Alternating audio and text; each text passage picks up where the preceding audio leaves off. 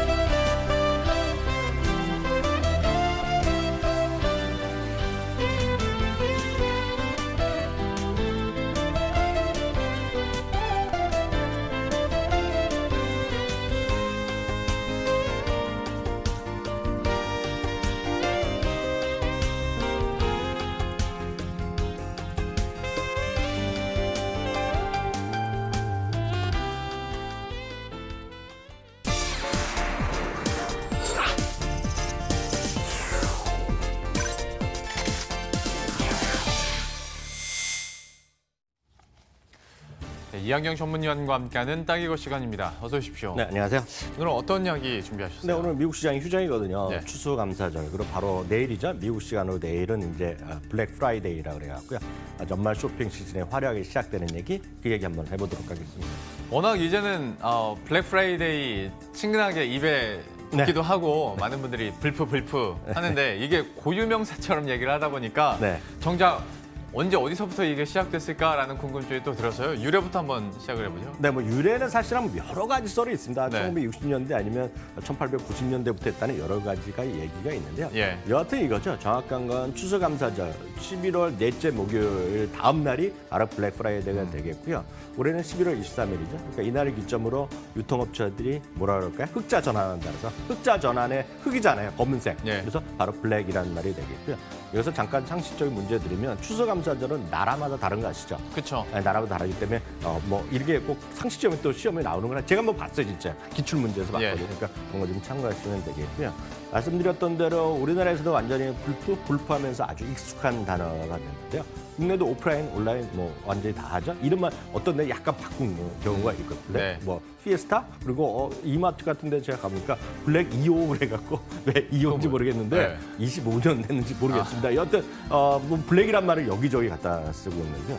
하여튼 알뜰 쇼핑 쪽이라든가 특히 신혼살림을 준비하는 이런 친구들 보면 해외 직구의 일상이 됐고요. 특히 한번 조사한 걸 봤더니 인터넷 쇼핑을 경험한 사람들은 이미 40% 이상이 해외 직구를 경험했다고 합니다. 그러면 이 중에서 가장 인기 있는 지금 나오네요. 여전히 그러니까 어떤 가전 쪽을 많이 사긴 하는 것 같아요. 네, 여기 보시면 이게 이런 건 검색마다 약간 다른데 이제 일반적으로 찾아봤습니다. 대형 TV, 매트리스, 선글라스 얼마나 한다고 사는지 모르겠지만 이런 거 하고 있죠. 건강 보조식품 아마 여성분들 워낙 할 거고, 압력버스는 아마 일반 정유밥솥이 아니라 아마 독일 걸 겁니다. 주전자 있겠고요, 브랜드 의류 등 있겠는데요. 실제로 대형 TV 같은 경우는 워낙 일상이잖아요. 사실 제 개인적인 얘기해드리면 제가 한 달 반 전에 갑자기 TV가 고장나서 샀거든요. 네. 국산이랑 딱 비교하니까 너무 차이가 나잖아요. 예. 딱 이번에 딱 사고 나서 그걸로 제가 이번에 그 출장 갔다, 여행 갔다 왔죠. 예. 그 돈으로, 남은 돈으로.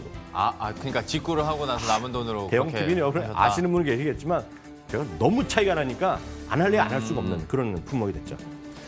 이 이유처럼 그러니까 직구를 하는 이유가 네. 가격 메리트가 너무 네. 크기 때문에 그런 거 아니겠습니까? 한마디로 뭐 가격, 네. 가격이 최고죠. 그러니까 그만큼 차이가 날 수밖에 없겠고요. 단점은 이제 배달 기간이 좀 되겠죠. 그러니까 이런 거죠. 우리나라는 보통 당일 배송도 많고 TV 사더라도 뭐 그 다음날 오지 않겠습니까? 그쵸? TV 예. 제가 이번에 사보니까 한 2주일? 2주일 뭐 기다리면 되잖아요. 그러니까 그 정도 있겠고요. 하여튼 2주를 기다려서 뭐 제가 해외여행 갔다 왔으면 말이 다 되거든요. 예. 그만큼 되겠고요. 다만 세금 같은 건 문제가 있지만 요즘은 이제 큰 것들은 세금 같은 것도 원스톱 서비스를 다 해주는 데가 꽤 많거든요. 예. 그러니까 그렇게 보시면 되겠고요. 특히 그 전체적으로 숫자로 보면 이것도 한국 소비자원 조사니까 뭐 틀릴 수가 없을 거예요. 70.5%가 저렴한 가격입니다라는 얘기했다는 거 참고하시면 되겠습니다. 그리고 요즘에는 해외 직구 워낙 많이 하셔서 그런지 배달 기간도 예전에 비해서는 그래도 많이 짧아졌어요. 네. 하다 보니까 메리트가 커지고 있는 것 같은데 사실 미국에서는 뭐 우리나라도 요즘엔 그러는 것 같은데 블랙 프라이데이 이전에 네. 이미 뭔가 행사를 시작하잖아요. 그러니까 그냥 11월을 통으로 쇼핑 시즌이라고 해도 되는 거 아닙니까? 예, 그렇죠. 그래갖고 이제 11월, 12월을 그러니까 더 늘려서 할러데이 쇼핑 시즌, 연말 쇼핑 시즌이라고 그래갖고요. 네. 사실상 보면 우리는 크리스마스 트리 11월 말 뭐 지금 정도 하겠는데요. 미국이나 유럽 같은 경우에는 크리스마스 트리 같은 건 9월부터 막 가고 막 그런 데가 있거든요.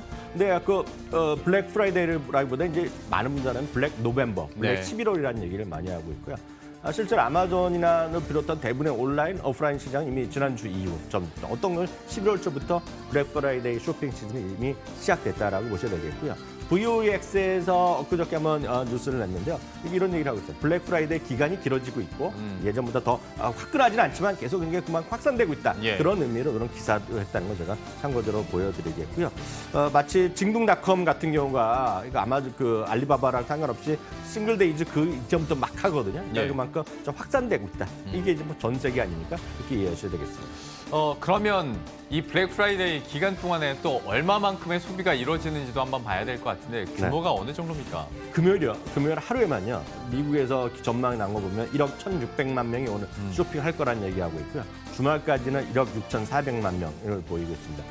물론 이제 월요일 날 사이버 먼데이예요. 그러니까 사이버 먼데이는 예전의 경우인데요. 예전에는 온라인이나 이런 인터넷이 집에 별로 없었으니까 직장 가서 한다 그래서 사이버 먼데이였거든요. 네. 요즘은 큰 의미는 없죠. 다만 사이버 먼데이까지 포함해서 금요일 쇼핑이 여전히 제일 많다는 것이 전미 소매 협회의 어떤 전망이 되겠고요. 다만 예. 이런 것들은 업체마다 조사 기관마다 약간씩 다르고 어떤 쪽은 사이버 쇼핑 대회에 훨씬 더 많이 한다는 사람도 있다라고 일단 이해하시면 되겠습니다. 예.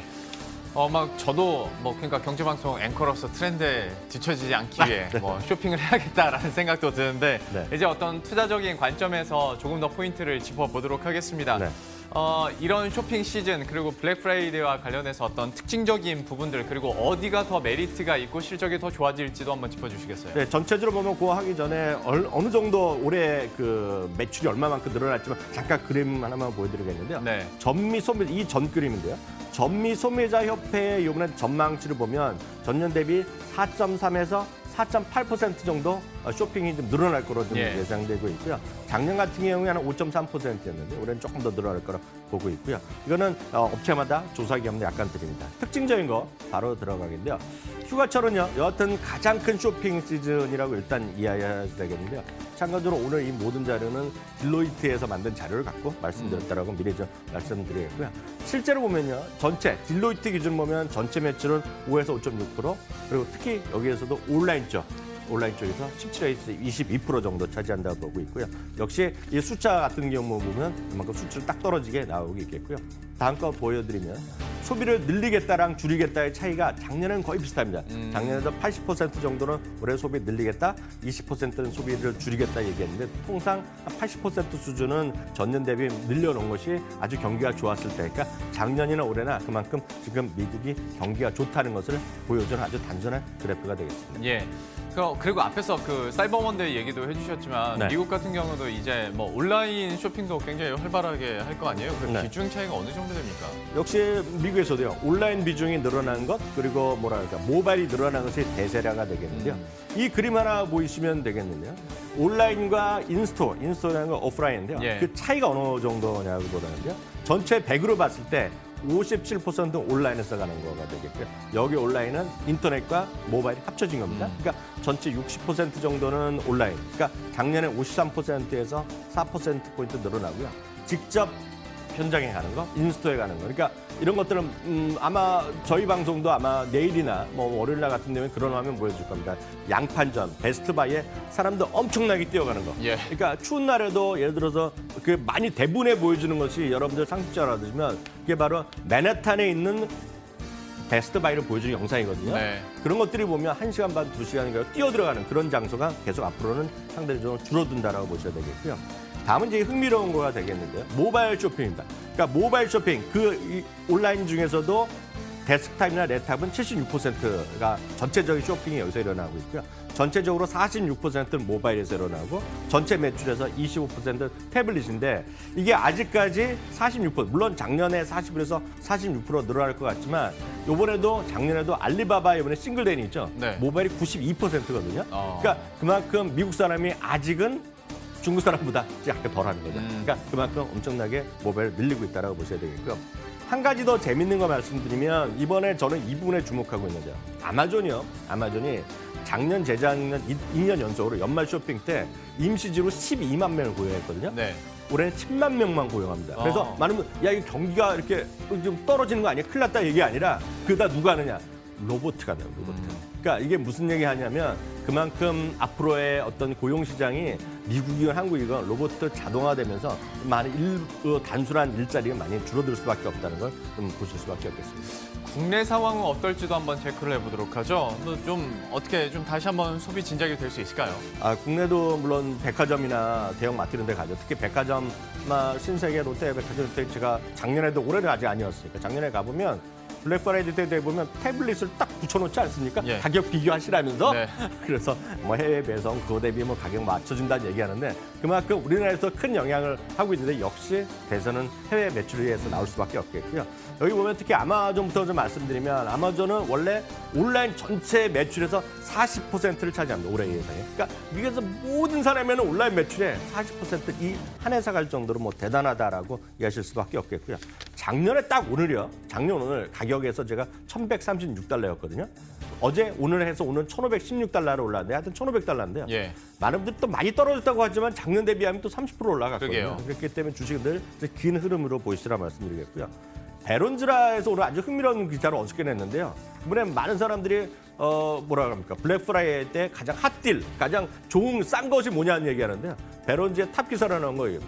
2018년 블랙 프라이데이 최고의 할인 상품은 아마존 주가 그 자체다라는 점이 아주 흥미로운 기사가 되겠고요. 저도 이 기사 봤는데 네. 제 모습부터 느낌이 확 오더라고요, 이거. 네. 그리고 한 가지 말씀, 우리나라에서 굳이 따지자 그러면 뭐 이마트도 있고 신세계도 있겠는데 제가 여러 가지 다 고민해 보면 예. 우리에서 유통가에서는 제가 봤을 때는 블랙 프라이데이에 딱 지점에서 상관없죠. 여기도 세일 같이 할 텐데 제가 봤을 때 호텔신라 정도가 그나마 좀 안전하지 않을까라는 말씀드리고 싶네요. 블랙 프라이데이에 대한 이야기들 짚어봤고요. 마지막에 호텔신라 이야기도 나왔습니다. 역시 유통업종 내에서도 한번 관심을 갖고 계속 지켜보도록 하죠. 지금까지 이한경 전문위원과 함께했습니다. 고맙습니다.